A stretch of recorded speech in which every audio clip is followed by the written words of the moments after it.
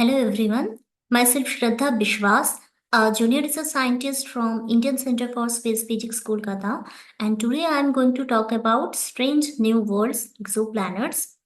These are the outlines of my today's discussion. First, I will try to give an overview about some basic details of exoplanets. There are different types of exoplanets and different type detection method of detecting exoplanets, then the habitable zone and some missions executed to discover this exoplanet and some challenges in exoplanetary science studies. So, we will embark on an exciting journey through the vast and mysterious universe beyond our own solar system. Today, we will be diving into the fascinating world of exoplanets. So, exoplanets are basically those planets which orbit any star other than our sun, other than our solar system. So, basically, a question comes in our mind: is it necessary that exoplanets always orbit around some exoplanet hosting star? So, in some recent years, scientists have found out that there are some planets called rock planets which are free floating exoplanets, means they are not bound, gravitationally bound to any star. They are untethered to any star. In 1992, astrophysicist Alexander Uzan and Dale Frail discovered first time three exoplanets orbiting the pulsar, the rapidly rotating neutron star PSR 1257 plus 12. But however, it didn't come in any form they would really anticipated. Finally, in the year 1995, Michel Mayor and Didier Queloz detected the first exoplanet 51 Pegasi B, which is orbiting a main sequence star 51 Pegasus. In 2019, they were awarded the Nobel Prize for this groundbreaking discovery. In the right hand side, you can see the picture of the exoplanet 51 Pegasi b, which is taken from the ESO website. And up to 16th December 2024, 5,811 exoplanets have been detected. Confirmed exoplanets have been detected, and you can check anytime from the NASA Exoplanet Archive the exact statistics. So there are some basic rules for naming these exoplanets. According to International Astronomical Union, the first rule should be a proper noun around the parent star, sometimes with its associated number. Like if you see the example 51 Pegasi b, here the 51 Pegasi is basically the name of the parent star, which is 51 Pegasus. Then it is followed by a lowercase letter, which is b. It never starts from the letter A. It always starts from the letter B, then C, D, E, F, and so on. Now we are going to discuss about different types of exoplanet. So the first one is the gas giant exoplanet. So gas giant exoplanet are a fascinating category of planets found outside our solar system. These planets share many characteristics with gas giants in our own solar system, such as Jupiter and Saturn, and they are sometimes referred to as hot Jupiter also. And the second category is the Neptune-like exoplanets. So the Neptune-like exoplanets, they share similar characteristics to Neptune, the eighth planet in our own solar system. These planets are typically gas giants or ice giants that are made primarily of hydrogen, helium, water, ammonia, and methane. Elements that are also abundant on Neptune, and in terms of size and composition, they fall somewhere between gas giants like Jupiter and smaller rocky planets like our own Earth. And the third one is the super Earth exoplanet. So super Earth exoplanets, they are basically larger than Earth but smaller than Uranus and Neptune. So typically these planets have masses between 1.5 and 10 times that of Earth and radii that range from 1.5 to 2 times Earth size. They can be rocky, icy, or even gaseous, depending on their composition, and they represent a diverse and important group in the study of exoplanets. And the final one are the terrestrial exoplanets. So they are primarily composed of rock and metal, just like our own Earth. They are considered to be Earth-like in the sense that they have solid surfaces and potentially similar internal compositions though their size, atmosphere, and distance from the star can vary significantly. In this graph, I have tried to show which are the leading continents or the leading countries in conducting research work in exoplanetary science. Like we can see from this graph that USA, they are the leading continents in doing research work in exoplanets. Then in Europe are also doing very well in conducting research work in exoplanetary science by joining hand with NASA. And China, Japan, India, they are also researching separately in exoplanets. Now, coming to the part method of detecting these exoplanets. So the exoplanets are very hard to detect directly or with naked eye because they are either hidden by the bright glare of the stars they orbit, or they are the distance between those exoplanets and our own Earth are very large. Like the distance between one exoplanet and our Earth is suppose 750 light years. So the distance is very large. So we can't detect them in naked eye or using a smaller telescope. There are certain methods to detect these exoplanets. There are some direct method, there are some indirect method also, and we will try to explore those methods in this lecture.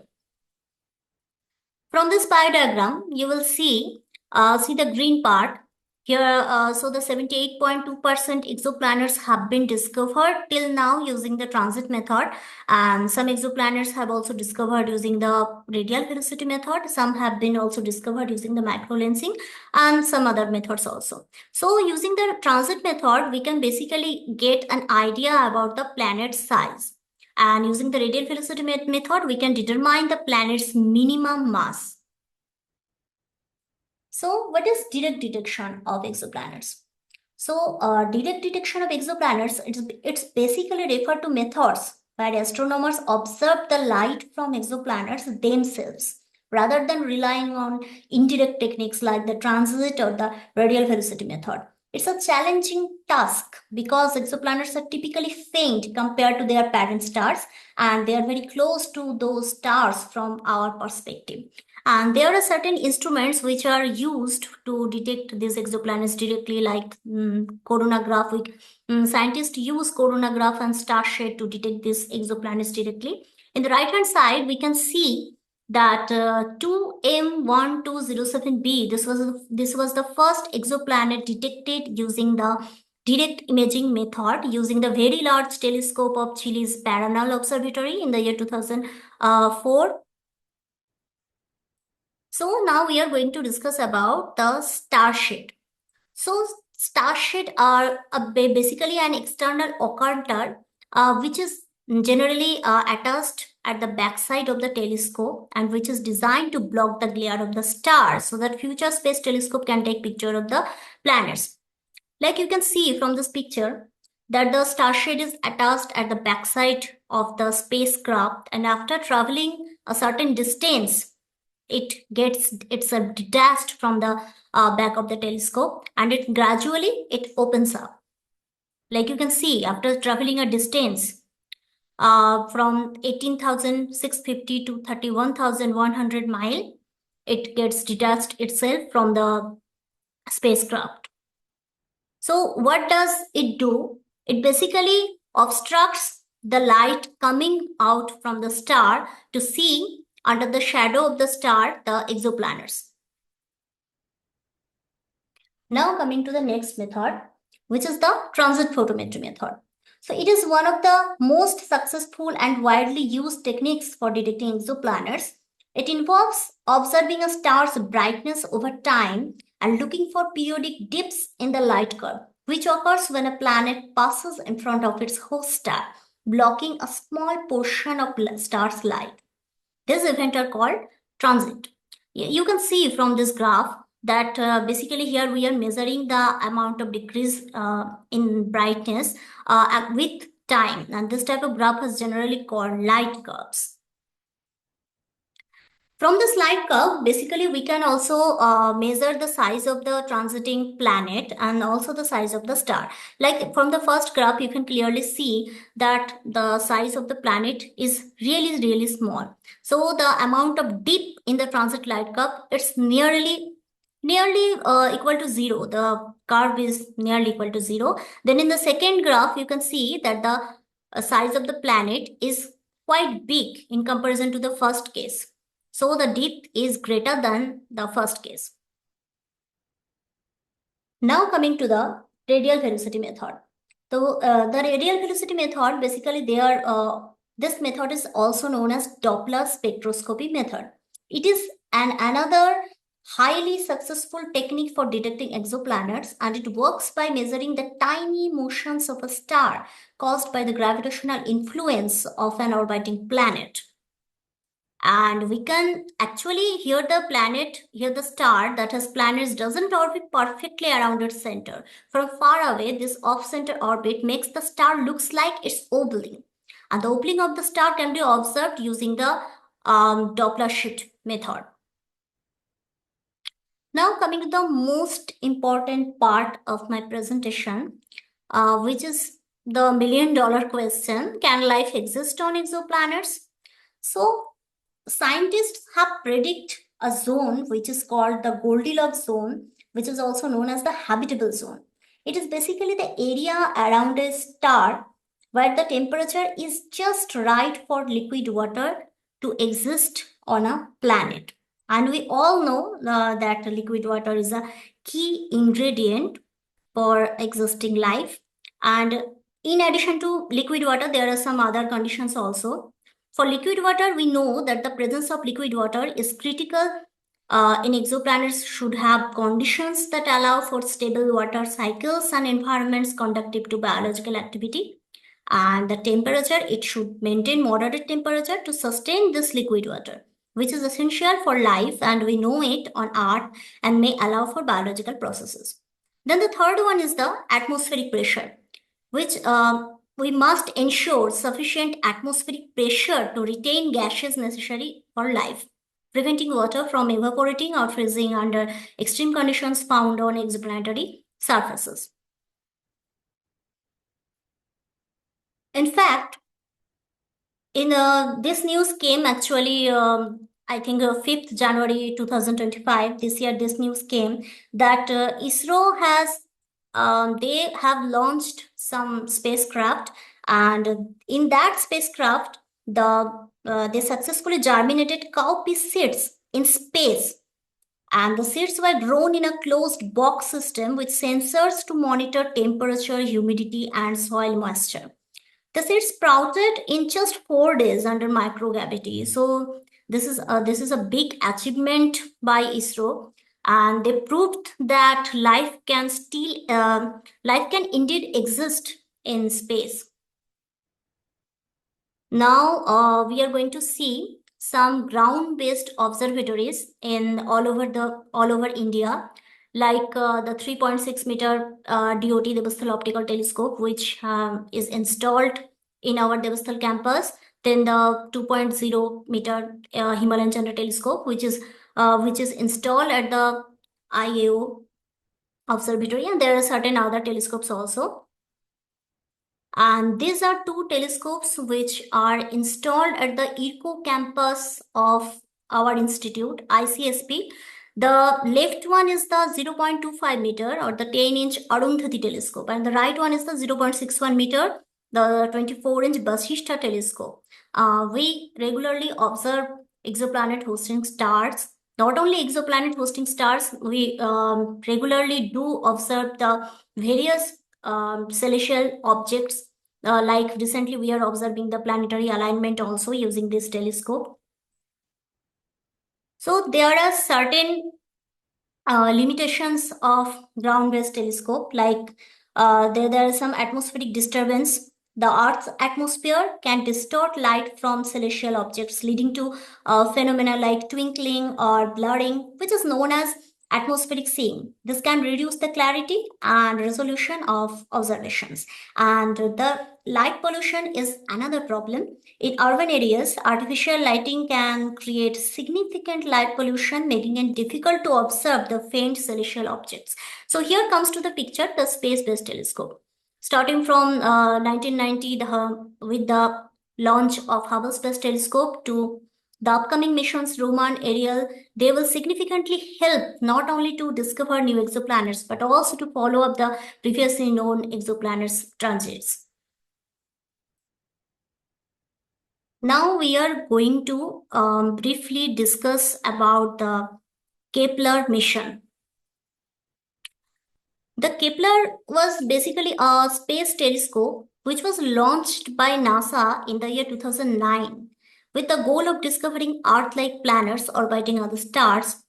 Its primary focus was on finding planets in the habitable zone, the region around a star where conditions could support liquid water, a key ingredient for life as we know it.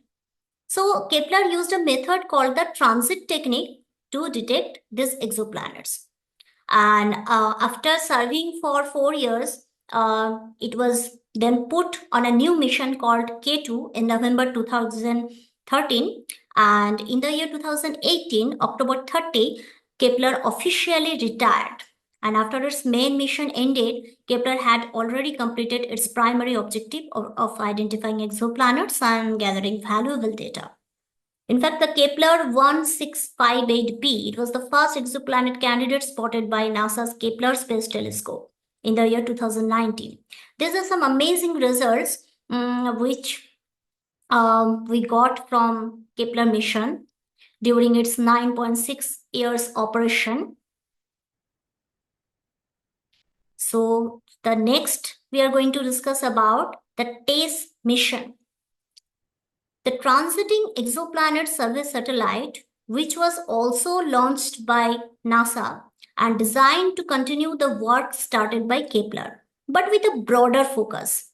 It was launched in the year 2018, on April 18, and the TESS is tasked with surveying the entire sky for exoplanets, specifically looking for smaller planets that orbit stars close to Earth.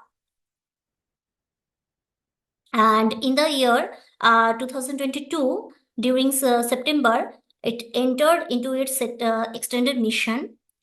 And if everything goes smoothly, then it's possible that TESS could keep going until at least 2030 or even beyond. Like I said about some image clarity, you can see from this picture that the first one is taken from the La Silla Observatory of Chile. The second picture, it is taken the star. These are basically showing the star forming regions, and the second one is taken using the Hubble Space Telescope, and the third one is taken using the James Webb Telescope. See these images. You can clearly see in the James Webb Telescope the image clarity is quite better in comparison to the La Silla Observatory and the images taken from the La Silla Observatory and the Hubble Space Telescope. And these are some research areas which are currently available in exoplanetary science, like people doing research in studying the planetary migration and formation. They are doing research in detection of Earth-like exoplanets. They are searching some multi-planetary systems using artificial intelligence, using some machine learning applications. They are also studying about the star-planet interactions. They are also probing transit timing variation in some close-in exoplanetary systems. Now, there are some limitations in this study, in this exoplanetary science study. Like the first one is the distance limitation. What happens? Many exoplanets are located in extremely distant systems, posing challenges for observation and the feasibility of direct study. The second one could be the funding issues. Securing consistently high funding for ongoing research, exoplanet research, can hinder long-term projects and restrict further advancement. The third one is the collaboration issues. like limited collaboration and communication between international research teams can impede the progress of exoplanetary studies, and there are also some technological constraints also, and there are some difficulties during the data collection. So for the basic learners, for the basic details, I would suggest the learners to go through these books. Like the first one is the Groho Thika. It is basically written in Bengali. The book name is Groho Thike Groha Grohantore.